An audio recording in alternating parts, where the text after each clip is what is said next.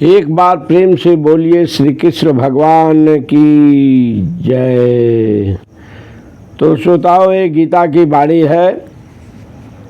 दुख, रोग, शोक उत्पन्न करने वाले भोजन कौन कौन से होते हैं? तो श्रोताओं, आइए इस पर विस्तार से चर्चा करें। ऐसा कौन सा भोजन है जो दुख देने वाला होता है, रोग भी उत्पन्न करता है और शोक भी उत्पन्न करता है? तो श्रोताओं, जो भोजन सात्विक व्यक्तियों को प्रिय होता है वह आयु बढ़ाने वाला होता है, जीवन को शुद्ध करने वाला, बल, स्वास्थ्य, सुख तथा तृप्ति प्रदान करने वाला होता है। ऐसा भोजन श्रोताओं रसमय, स्निग्ध, स्वास्थ्यप्रद तथा हृदय को भाने वाला होता है।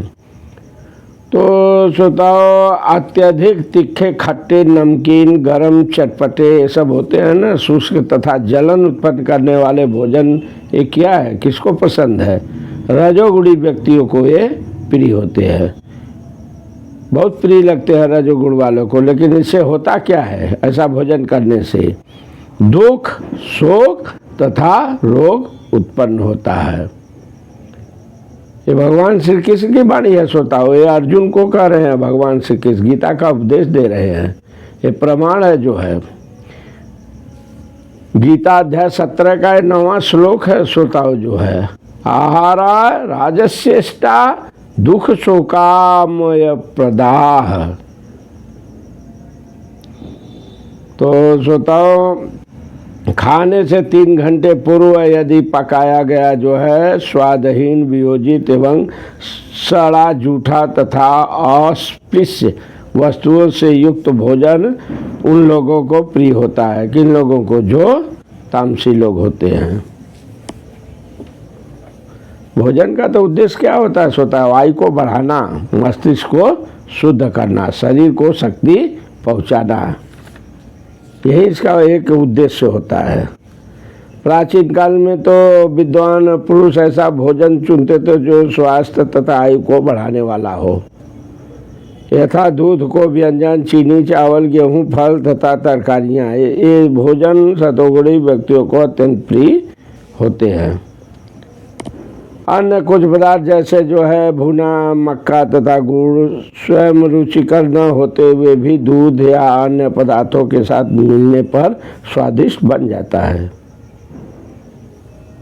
तब वे सात्विक हो जाते हैं। ये सारे भोजन स्वभाव से ही शुद्ध होता हो। ये मांस तथा मदिरा जैसे अपृष्ट पदार्थों से सर्वथा क्या होते हैं? भिन्न होते हैं।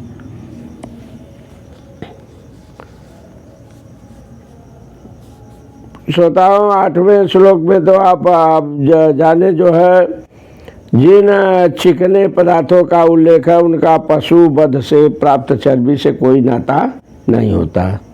यह पशु चर्बी मतलब वसा दूध के रूप में उपलब्ध है, जो समस्त भोजन में परम चमत्कारी होता है। श्रोताओं, दूध हुआ, मक्खन हुआ, पनीर हुआ, अन्य पदार्थों से जो पशु चर्बी मिलती है उससे निर्दोष पशुओं के मारे जाने का प्रश्न नहीं उठता है। यह केवल क्या है? पाश्विक मनोवृत्ति है जिसके कारण पशुवध चल रहा है।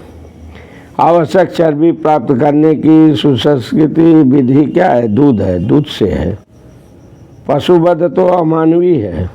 मटर, दाल, दलिया आदि से प्रचुर मात्रा में प्रोटीन तो उपलब्ध होता है। जो राजस भोजन श्रोताओं कटु, बहुत लौड़ी या अत्यधिक गर्म चटपटा होता है वह क्या होता है? आमाशय की शेषमा को घटा देता है, रोग उत्पन्न करता है। तामसी भोजन अनिवार्यतः बासी होता है श्रोताओं। खाने से 3 घंटे पूर्व बना कोई भी भोजन भगवान को अर्पित प्रसाद को छोड़कर,